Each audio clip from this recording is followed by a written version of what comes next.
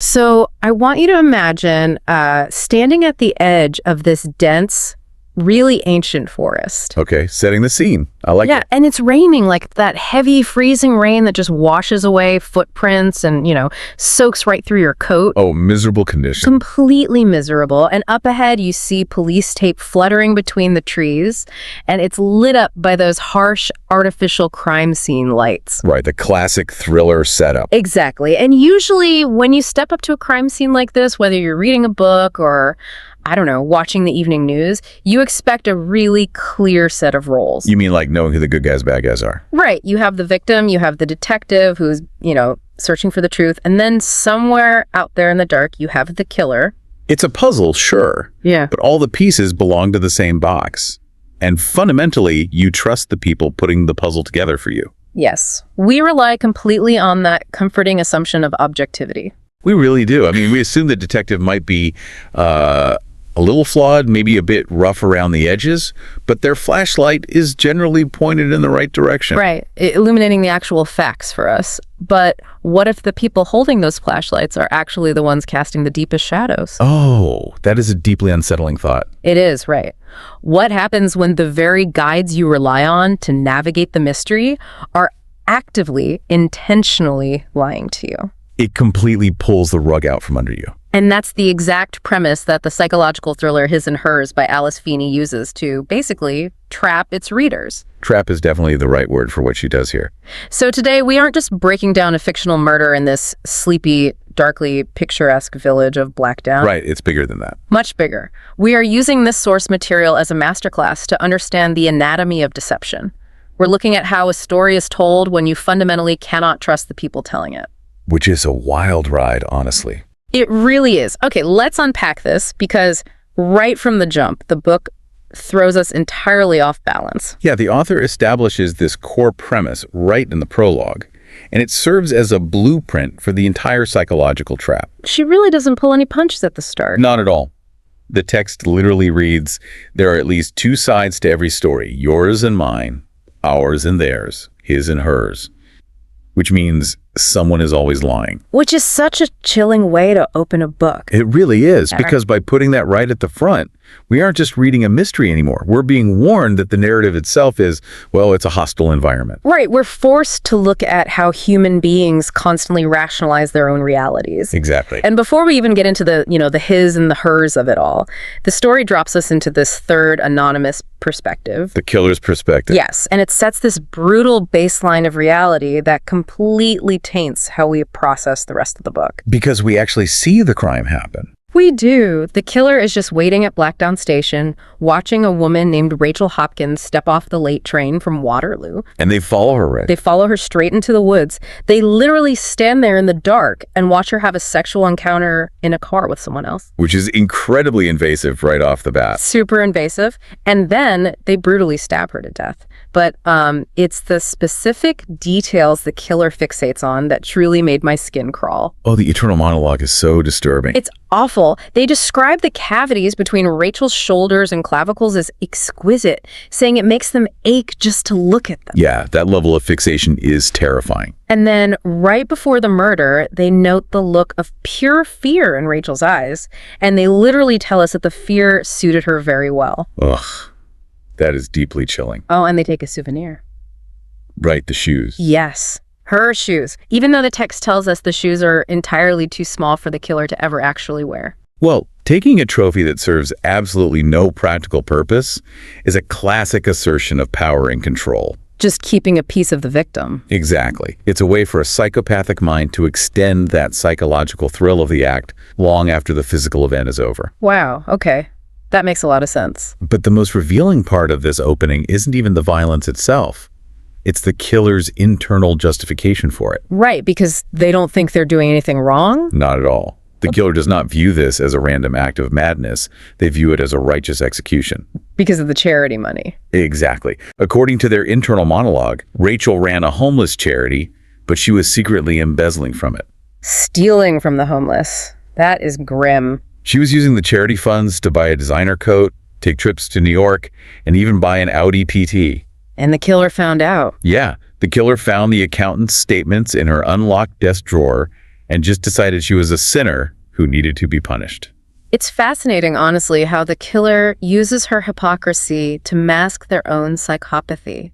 Oh, completely. They convince themselves they are restoring justice, like they're removing a fake from the world. When really they're just a murderer. Exactly. It's like walking into a courtroom where you're the jury, but right before the trial starts, you realize both the prosecutor and the defense attorney are actively tampering with the evidence. Oh, that's a great analogy. Right. You know a crime happened, but every single piece of testimony is automatically suspect. Because everyone has an agenda. Exactly. By giving us this killer's viewpoint first, we are forced to recognize that the entire foundation of this town is built on profound deception. Rachel was deceiving the public. The killer is deceiving the world by hiding in plain sight. What's fascinating here is how this primes the reader. As the jury in that courtroom, you realize you have to evaluate not just the testimony, but the silences. The things they aren't saying. Exactly. You have to look at what is being omitted. Yeah. And that idea of the killer punishing a hypocrite sets the perfect stage to introduce our first main narrator. Someone whose entire public life is literally a meticulously crafted lie. Anna Andrews. Yes, her. Anna Andrews. She's a presenter for the BBC 1 o'clock news.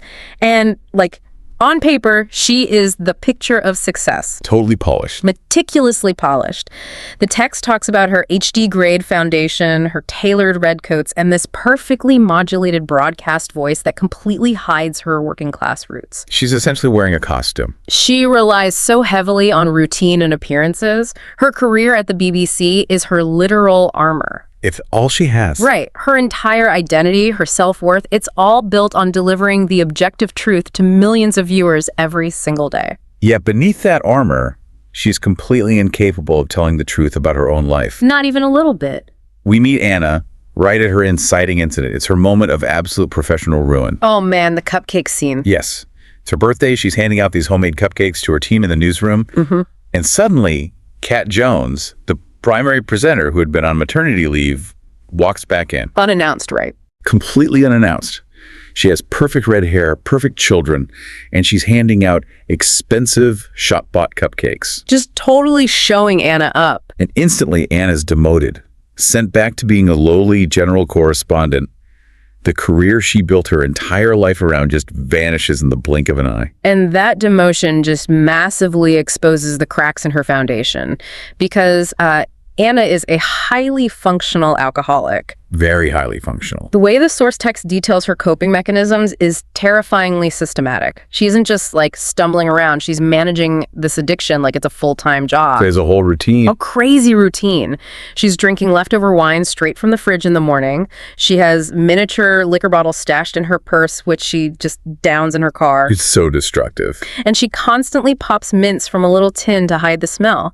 But the craziest part? She keeps a personal breathalyzer in her glove compartment just to make sure she's legally okay to drive. That breathalyzer is such a brilliant psychological detail from the author. Right. Who does that? Someone using data to prove to themselves that they are still in control. It requires an enormous amount of cognitive dissonance to operate like that. Absolutely. She has to simultaneously know she has a severe problem.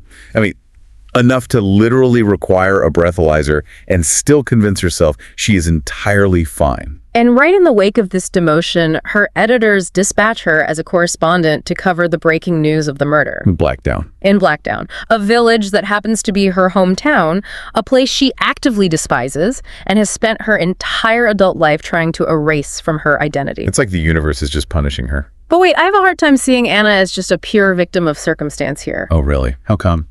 Well, it's easy to feel bad for the person losing their dream job and struggling with addiction, but look at her actions on the morning of her demotion. Okay, let's look at them. On her walk to work, she leaves a homemade cupcake and a 20-pound note for a homeless woman. Right, a nice gesture. Sure, but she tells herself she's acting on a misplaced moral compass. And then hours later, when Kat Jones returns, Anna admits internally that she actually wishes Kat was dead. Wow. Just out of sheer professional jealousy. Exactly. Her empathy is incredibly conditional. There's a real darkness to her that goes way beyond just, coping with a bad day. That darkness is exactly what makes her such a compelling and honestly dangerous guide for the reader. Because we want to trust her. We naturally want to trust the protagonist, especially a journalist whose literal job is to uncover facts. But the author is using Anna to show us how cognitive dissonance operates in real time. She's a very unreliable narrator. Anna is lying to us by omitting crucial parts of her history, but more importantly, she is constantly lying to herself. Right. If she can't even be honest about taking a sip of vodka in her car, how can we trust her assessment of a murder in her hometown? Her internal compass is completely shattered. Which perfectly brings us to the other side of the coin. The him of the story. Yes. If Anna is losing control of her life publicly in the newsroom, our second narrator is losing control of his life in secret. DCI Jack Harper. DCI Jack Harper, head of the major crime team in Blackdown. And physically, he is the exact opposite of Anna's polished exterior. He's a mess. He is a total mess. He gets the call about the body at 5:15 a.m. He looks in the mirror and sees a guy with uncombed graying hair, dark circles under his eyes. Classic disheveled detective. He goes to the crime scene unshaven, wearing an unironed shirt, a coat missing a button, and this worn-out Harry Potter scarf given to him by an ex. He just looks completely defeated by life. Now, the classic trope of the disheveled detective usually implies that they are so intensely focused on the truth, they simply ignore their own well-being. Right, it's like a shorthand for dedication. Exactly. But the narrative subverts that expectation immediately by dropping a massive bombshell right as Jack approaches the crime scene. Oh man, this part blew my mind. He knows the picture. He knows her very well. He was secretly sleeping with Rachel Hopkins. In fact, he was with her in his car in that very car park the exact night she was murdered. Just hours before. Yes. And he has to stand there in the rain, looking at her mutilated body, and pretend to his eager young detective sergeant, Priya Patel, that he has never seen this woman before. The tension in that scene is suffocating. It's so intense. He's trying to act like a seasoned professional, but internally his mind is just racing, and the details of the crime scene only amplify that panic. Because of the fingernails. Yes. He notices Rachel's fingernails have been roughly cut down to the quick, and the killer used red nail varnish to paint letters on her remaining nails. On one hand, it spells 2EO, and on the other hand, it spells face E. Two-faced. Which ties directly back to the motive we heard in the prologue, right? The anonymous killer punishing Rachel for her hypocrisy. Right, exactly. But for Jack, the horror moves from a professional puzzle to a deeply personal threat when he finally gets a moment alone in his messy 4x4. Oh, the glove compartment scene. Walk us through it. So he opens the glove compartment looking for a snack, like maybe an old biscuit or something.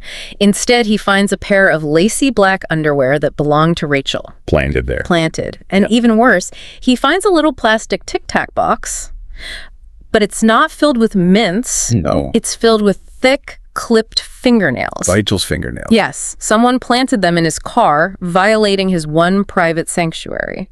It's a terrifying violation. When he finds those fingernails, my mind immediately went to two very different, very dark places. So what does this all mean? Is he being actively framed by the killer?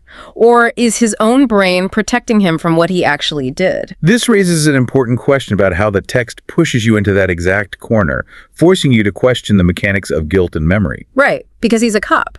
Look at how Jack views himself. He admits in his internal monologue that after years on the job, he starts to think like a criminal without being seen as one. Which is a huge red flag. Huge.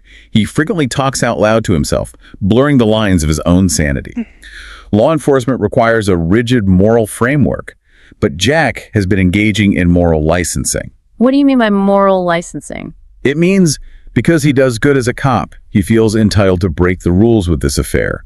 When you start rationalizing small moral failings, the line gets blurrier and blurrier. Wow. He is the detective tasked with finding the truth, but his survival now depends entirely on covering it up. So we have a journalist who lies for a living and a detective who is actively tampering with his own case. The perfect storm. And the narrative takes these two parallel tracks and just smashes them together with an explosive revelation. We aren't strangers. No. They aren't just both connected to the victim, they are inextricably connected to each other. Anna and Jack are ex-husband and ex-wife. Boom. This fundamentally rewires how we read every interaction they have. It changes everything. They aren't strangers circling a case. They share a profound, devastating history. And to truly understand why they are both so broken and why they are both prime suspects, we have to examine the root of their shared trauma. Their infant daughter. Yes, Charlotte. Charlotte died when she was just 3 months old, and this trauma didn't unite them. It shattered them in entirely opposite ways. It broke them completely. Here's where it gets really interesting. Their shared grief is essentially a black hole at the center of this story. I like that. A black hole. Yeah, you can't see the dead child, but you can see how the immense gravity of that loss is warping everything Anna and Jack do. It distorts all their decision-making. It pulls them both back into the orbit of Blackdown, and it severely bends their grasp on reality. Anna avoids the pain by building impenetrable walls. Throwing herself into work. Exactly. She throws herself into her career, self-medicates with alcohol, and outright refuses to ever even speak her dead child's name. While Jack, on the other hand, anchors himself to the pain. He wallows in it. He retreated to Blackdown, the very town Anna fled. He physically holds onto the grief. While he is standing at the murder scene, staring at Rachel's body, his hand is in his pocket, gripping a plastic baby pacifier. That detail broke my heart. He grips it so tightly that the hard plastic actually cuts into his palm. He seeks out that physical pain to match his emotional reality. Just to feel something. If we connect this to the bigger picture, the author is using this profound trauma as the ultimate fog of war. The fog of war, yeah. Grief at that magnitude can fundamentally fracture a person's reality. Yeah. It causes erratic behavior, lost time, and a desperate need to either feel something intensely or feel absolutely nothing at all. And that makes them both perfectly plausible suspects. Because they're both unhinged. Right. And when they finally collide at the police cordon, the clues pointing at both of them just start piling up fast. The TV interview scene. Yes. Anna arrives with her cameraman, ready to report.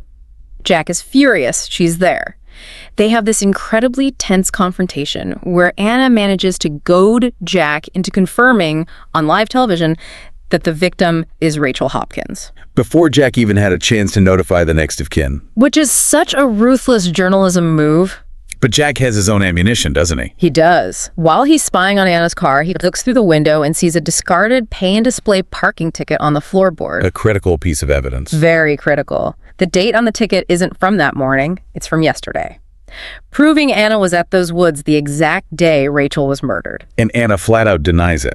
She claims the machine must be broken. Of course she does. But the physical evidence linking her to the crime keeps compounding. Jack goes to the mortuary, and the pathologist reveals a crucial detail about the object found inside Rachel's mouth. Oh, this was so creepy. It wasn't just stuffed in there. A red and white friendship bracelet was literally tied around the victim's tongue. A silencing mechanism. Exactly, a symbol of broken trust. And the very next thing we see is Anna visiting her estranged mother. In her childhood bedroom, Anna finds a wooden jewelry box containing a photo of her and Rachel as 15-year-olds. And an identical bracelet. And an identical red and white friendship bracelet. She then puts that bracelet on her own wrist, the exact same kind found in the victim's mouth. Which looks incredibly guilty. It does. But that visit to Anna's mother is a masterclass in psychological horror all on its own. It really adds an entirely new layer of unreliability to the story. Her mother has dementia, right? Severe dementia. And she is living in absolute squalor. The house smells of rotting food, and her mother is frantically packing boxes for a move she's not actually making. It's heartbreaking because Anna feels this immense guilt for staying away so long, but the scene pivots from sad to terrifying so fast. Oh, she comes downstairs. Yeah. When Anna comes downstairs wearing that friendship bracelet, her mother drops her tea, looks at Anna in pure terror, and starts screaming at her to get out. She doesn't recognize her. She doesn't recognize her own daughter. She screams, "Anna is 15 years old. Who are you?" The author isn't just including this scene for shock value, though. No. No, it operates as a brilliant thematic mirror for the entire book. It highlights the terrifying fragility of memory. Oh, I see what you mean. If Anna's mother can completely lose her grip on reality due to a physical disease, how reliable is Anna's own memory, clouded by extreme trauma and systematic alcohol abuse? We start to wonder if Anna is suppressing her own actions the way her mother's brain is suppressing her identity. Exactly. Furthermore, it introduces a piece of Anna's past she has kept entirely hidden. The trauma didn't start with her daughter's death. It started in that house. With the violent father who disappeared. And a mother who forced Anna to keep dark secrets. The secrets just keep compounding because at the very end of this section, after Jack confronts Anna about the parking ticket and she claims she hasn't seen Rachel Hopkins since high school. The narrative drops one final twist. One final sickening twist. Anna's internal monologue reveals the lie to us. She tells you, the reader, "I haven't seen Rachel Hopkins since I left school." but it's a lie. I watched her get off a train less than 24 hours ago. The exact same event the anonymous killer described in the prologue. Yes. Which leaves us questioning the very fabric of the story we've just been told. Did Anna kill her? Did Jack? Are they both covering for each other subconsciously? Or is someone else entirely pulling the strings? It's wild. We are placed in a psychological labyrinth where the walls are basically made of mirrors, and every reflection is distorted by grief, addiction, and self-preservation. This really is the ultimate anatomy of deception. The characters aren't just unreliable narrators as a cheap literary trick. They are perfectly rendered psychological portraits of people who have lied to themselves for so long, they no longer know what the truth looks like. It's an absolute masterclass in narrative manipulation. And wow, that brings us to the end of our journey today. We covered a lot of ground. We did. We set out to explore how a story is told when you can't trust the people telling it. And what we found in the village of Blackdown isn't just a puzzle about who stabbed Rachel Hopkins. It's a deep dive into the architecture of the lies we tell ourselves. It reminds us that subjectivity colors every single story we hear or read. We rely on journalists to tell us the truth about the world and detectives to tell us the truth about the law. But underneath those professional armors, they're human. They are just as flawed, broken, and capable of deceit as anyone else. It challenges you to look past the surface of any objective narrator, whether in a thriller novel, on the evening news, or in your own daily life. Absolutely. So, as we wrap up, I want to leave you with a final thought to mull over. Let's hear it. We've talked a lot about Anna's mother's dementia, how her reality is literally crumbling away. And we've talked about the invisible walls Jack says Anna built to protect herself from her grief. Right, the coping mechanisms. Right. So if human memory is truly that fragile, and if we are all capable of building those defensive walls to block out our worst traumas and biggest mistakes, well, how much of your own life story is actually objectively true? Wow. And how much of it is just the lie you tell yourself so you can survive the shadows cast by your own flashlight? A haunting question to end on. Thanks for joining us on this deep dive. Stay curious.